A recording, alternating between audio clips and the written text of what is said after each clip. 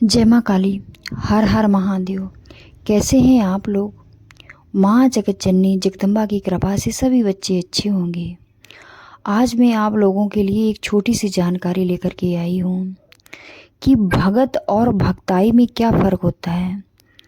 जो भक्त लोग होते हैं उनकी पूजा में और भक्ताई में कौन कौन सी चीज़ों का फ़र्क होता है और भक्ताई की दुनिया कितनी अलग होती है।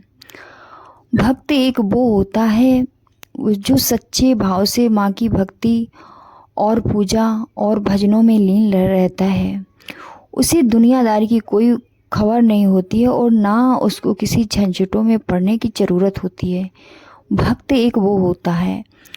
और जो बच्चे भक्ताई लाइन में आगे जाना चाहते हैं, जैसे बच्चों के संकट काटना चाहते हैं, जन कल्याण करना चाहते हैं, आज का वीडियो मेरा उन बच्चों के लिए है। तो आप लोग भी सोच रहे हो, कहीं ना कहीं आपके मन में भी चल रहा है कि आगे चलकर मैं भी भक्ताई करूँगा और मैं भी बच्चों का संकट काटूँगा। तो उन बच्चों को अपने चौराहे वाली माता और अपने क्षेत्रपाल को मनाना बहुत ज़रूरी होता है। चौराहे वाली माता सभी जगह, माता शीतला, माता मदानन, माता चौगानन, इनको अलग अलग जगह अलग अलग नामों से जाना जाता है, पर माँ एक ही है। कहीं पर माँ शीतला कहते हैं, तो कहीं पर माता चौगानन कहते हैं, तो कहीं पर माता मदानन कहते हैं। ये माँ चौराहे वाली सभी के यहाँ एक ही होती हैं, पर सबके क्षेत्रपाल अलग अलग होते हैं। किसी के यहाँ भैरव बाबा होते हैं तो किसी के यहाँ माँ काली होती हैं क्षेत्रपाल। तो इन लोगों को मनाना बहुत ज़रूरी होता है। जब तक भगत लोग इन लोगों को नहीं मनाते हैं तो कोई बाहरी शक्ति आकर के आपके घर पे कार्य नहीं करेगी। कृपा तो आपके ऊपर होगी, सवारी भी आएगी, सब कुछ होगा, पर शक्ति कार्य नहीं करेगी बिना इन दोनों लोगों के।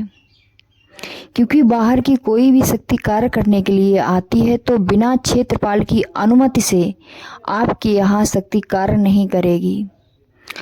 तभी जो बच्चे बिना गुरु के कदम आगे बढ़ा देते हैं, वो कहते हैं कि मेरे ऊपर सवारी तो आती है पर घर के काम सारे बिगड़ रहे हैं।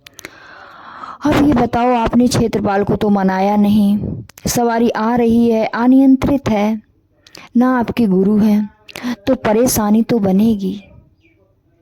परेशानी तो बननी ही है बेटा। तो चलिए फालतू की बात ना करते हुए आप लोगों को बताती हूँ कि क्षेत्रपाल और माता मदानन को कैसे मनाते हैं। इनके भोग होते हैं। जो माता शीतला का भोग है, माता शीतला को गुलगुले ज़्यादा पसंद हैं, जो मीठे बनाए जाते हैं। जो बच्चे समझ रहे वो जानते होंगे, जो नहीं समझ रहे उनके यहाँ दूसरी भाषा में कुछ और बोला जाता होगा। गुलगुले माँ को बहुत ज़्यादा पसंद है, वो भी बाद से शाम को बना के रखे जाते हैं, सुबह चढ़ाए जाते हैं। तो जो माँ शीतला, माँ चौराहे वाली को पहला भोग दिया जाता है तो वो इस तरह से होता है कुछ। आपको जो कसौरे नहीं आते हैं, जो मिट्टी के बनाए जाते हैं, कुम्हार बनाते हैं, आपको वो एक कसौरा लेना है और जिसमें पानी रखना है वो भी मिट्टी का ही लेना है। तो आप उसमें चाहे आटे का हलवा बनाएं, चाहे रवा का हलवा बनाएं, चाहे जो भी, मतलब होना हलवा ही चाहिए। आप हलवा बना के रखें। जिस दिन आप दरबार लगवाना चाहते हो शनिवार को, तो शनिवार को ही ये कार्य करें। आपको उसमें एक कसौरे में हलवा रख लेना है। हलवा रखने के बाद ऊपर कच्चे चावल ऐसे ऐसे थोड़े डाल देने हैं और एक मिट्टी के बर्तन में पानी लेना है। आप वो चौराहे पर जाकर के रख के आओगे। जिन बच्चों के यहाँ चौराहा नहीं है वो बच्चे पानी के किनारे भी रख सकते हैं।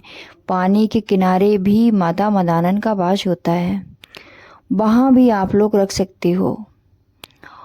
और माँ से कहना है कि आओ माँ जगत जननी, जिसके यहाँ जो भी बोला जाता हो, माँ शीतला या माँ चौगानन, जो भी, अपना भोग ग्रहण करो और हम पर अपनी कृपा दृष्टि बनाओ। आप सातों बहनों को, माता शीतला 7 बहनें हैं, सातों बहनों को मैं ये भोग रख रहा हूँ। आपको उस कटोरे से 7 बार अलग अलग करके रख देना है सातों बहनें के।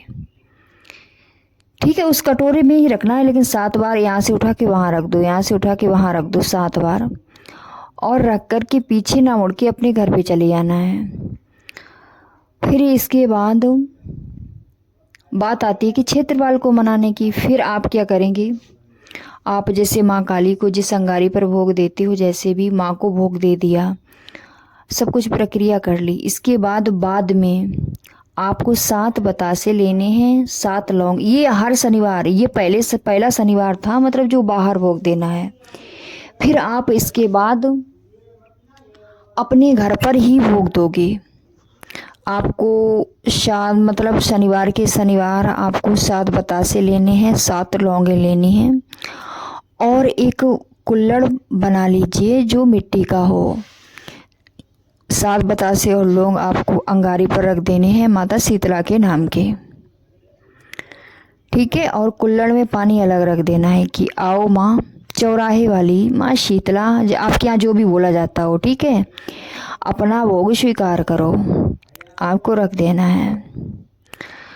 ठीक है, और क्षेत्रपाल को 5 बतासे आपको लेने हैं हाथ में, हाथ ऊपर करना है।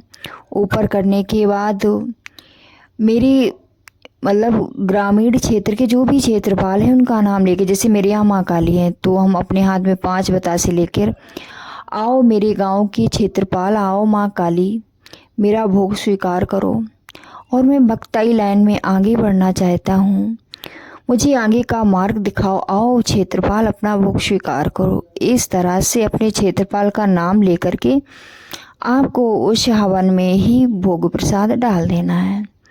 ठीक है, इस तरह से मनाया जाता है माता शीतला चौराहे वाली। और क्षेत्रपाल को जिन बच्चों के गुरु हैं वो ही बच्चे ये भोग दें, और जिनके गुरु नहीं हैं वो बच्चे माता शीतला को घर पर भोग नहीं दे सकते हैं बिना किसी के बताए। ठीक है, क्योंकि माता शीतला चौराहे की देवी हैं, सभी जगह के भूत प्रेत को इकट्ठा समेट कर रखती हैं अपने कदमों के नीचे। और जब आप माँ का आवाहन करोगे तो उनके साथ कई सारी शक्तियाँ आती हैं। आपके गुरु नहीं है, आपके पास गुरु मंत्र नहीं है, तो आपकी रक्षा का दायित्व किसी के ऊपर नहीं होता है। जब गुरु का हाथ होता है आपके सिर पे तो आपकी रक्षा का दायित्व उनका ही होता है, क्योंकि उन्होंने जो गुरु मंत्र दिया है आपको, उससे आपके आसपास एक सुरक्षा घेरा बन जाता है। जो भी शक्ति संपर्क करेगी तो पहले आपके गुरु से करेगी, फिर इसके बाद आप तक पहुंचेगी। ठीक है, तो बिना गुरु के कोई भी बच्चा इस भोग को ना दे। जिनके गुरु हैं अपने गुरु से संपर्क